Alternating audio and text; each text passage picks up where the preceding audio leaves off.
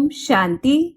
12 जुलाई 2025 की मुरली में बाबा स्वयं का परिचय देते हुए राजयोग टीचर के रूप में हमें नई दुनिया के लिए पढ़ाई पढ़ा रहे हैं और प्रेरित कर रहे हैं कि हम ज्ञान सागर के कंठे पर आते हैं तो जितनी कमाई करें, अविनाशी ज्ञान रत्नों से अपनी बुद्धि रूपी झोली भरें, उतना ही अच्छा है। तो इसमें लग जाना है। और किस प्रकार से कमाई करनी है? तो पहला तो ज्ञान के सब्जेक्ट में पढ़ाई का अच्छी रीति सिमरन करना है। दूसरी बात, नशा रहे कि अभी हम ब्रह्मा कुमार कुमारी ब्राह्मण हैं, हम खुदा के बच्चे हैं। इस समय स्वयं भगवान हमें अपना बच्चा बनाकर भगवान भगवती बनाते हैं। हम बच्चे ही पदम अरब खरब भाग्यशाली हैं। अभी हमें नॉलेज मिल रही है और स्वयं शिव बाबा हमें राजयोग सिखाकर हमारा टीचर बनकर हमें पढ़ाते हैं। सृष्टि चक्र के आदि मध्य अंत का ज्ञान देकर हमें त्रिकालदर्शी बनाते हैं। हमारी ऊंच ते ऊंच पढ़ाई संगम युग पर ही होती है। बाबा हम बच्चों को कितना ऊंच ले जाते हैं। जो बाप और दादा दोनों ही हम बच्चों को ही देखते हैं, हमें दृष्टि देते हैं। और दुनिया वाले तो विनाश की तैयारी कर रहे हैं, लेकिन हम अविनाशी पद के लिए तैयारी कर रहे हैं। अभी नया दैवी झाड़ स्थापन हो रहा है। हमारा दैवी फूलों का बगीचा बन रहा है। तो नशा रहे कि हम क्या थे और अभी क्या बनते हैं। विश्व के मालिक जो ख्याल ख्वाब में भी नहीं था। साथ ही हम ही वह देवियां हैं जिनकी पूजा होती है और आत्मा के रूप से भी हम बच्चों की ही पूजा होती है। तो इन स्मृतियों से अपनी कमाई करते रहना है। फिर दूसरा, योग के सब्जेक्ट में बुद्धि से देह के संबंध तोड़कर देह सहित सब कुछ भूलकर स्वयं को आत्मा निश्चय करना है कि हम आत्माएं कभी भी घटती बढ़ती नहीं है, छोटी बड़ी नहीं होती है। दूसरी बात, मुख्य तो याद की ही बातें हैं। तो जैसे भक्ति में जन्म जन्मांतर हम सभी ने यात्रा की, ऐसे अब रूहानी यात्रा करनी है, जिससे हमें मृत्यु लोक में वापस नहीं लौटना है, बल्कि नई दुनिया स्वर्ग में जाना है। तो किस प्रकार से ऐसी याद की यात्रा करनी है? पहली युक्ति है कि ब्रह्मा बाप के समान शिव बाबा के साथ हमें कंबाइंड रहना है। दूसरी युक्ति है कि आत्मिक स्थिति से सिर्फ बाप रूप में शिव बाबा को याद नहीं करना, बल्कि वह परमपिता परमात्मा, गॉड फादर, ज्ञान का सागर, सत्य बाप, राजयोग सिखलाने वाला टीचर है, पतित पावन है, सद्गति दाता है, इस रूप से भी याद करना है। तीसरी युक्ति है, जैसे पति बच्चे आदि को याद करते हैं, ऐसे एक बाबा से ही सर्व संबंध जोड़कर दिन रात बाबा को ही याद करना है। तो बेड़ा पार हो जाएगा, विकर्म विनाश हो जाएंगे, बहुत कमाई जमा होगी। फिर ही हमें समझदार सौभाग्यशाली कहा जाएगा। हम गुलाब के खुशबूदार फूल समान बनेंगे। नहीं तो देह अभिमान प्रवेश हो जाएगा।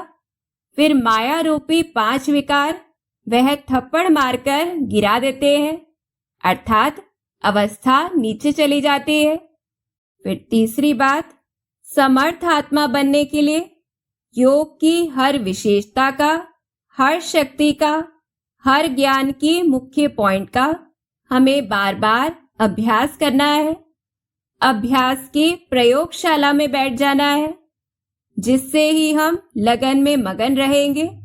सागर के तले में जाकर विचित्र अनुभव के रत्न प्राप्त करेंगे और सदा निर्विघ्न रहेंगे। तो इस प्रकार से अपनी कमाई करनी है।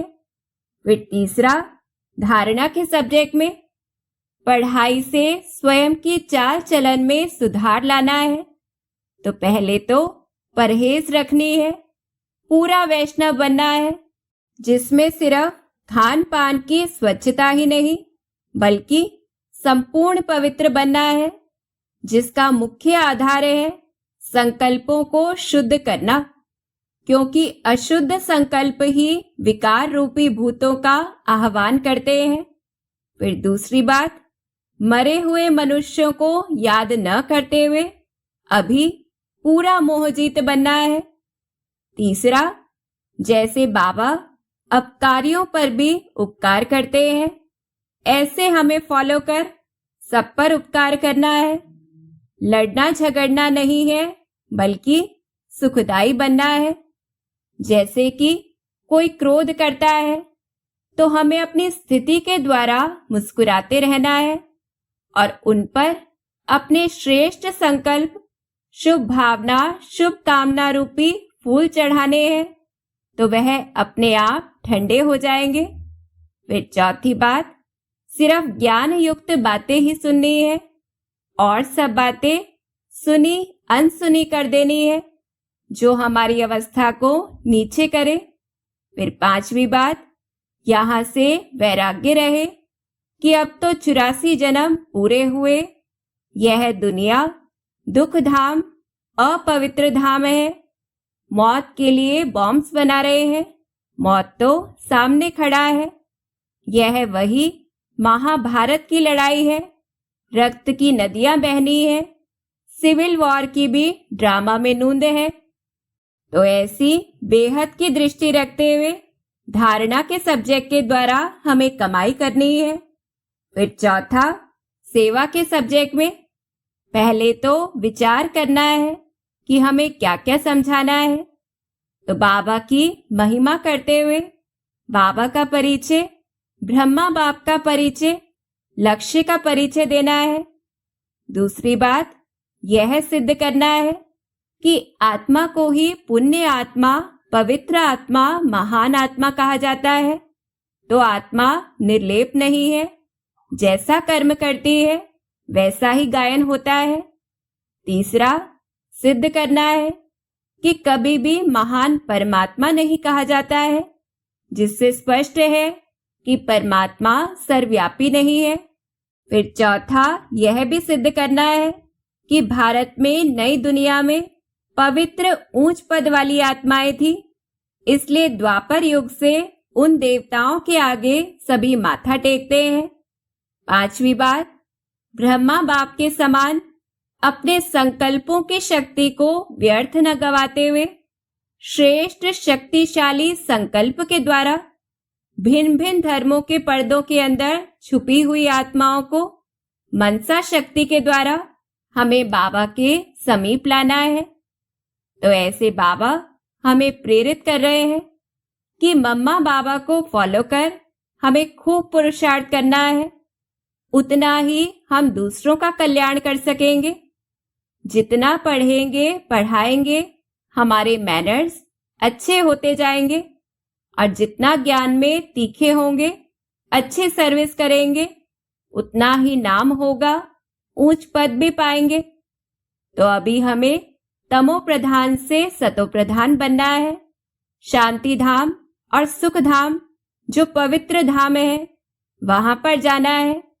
तो रोज अपना पोता मेल जरूर देखना है कि कितना फायदा हुआ, कितना घाटा हुआ, क्योंकि जब हम 16 कला संपूर्ण बनेंगे तब ही विनाश की तैयारियां होंगी।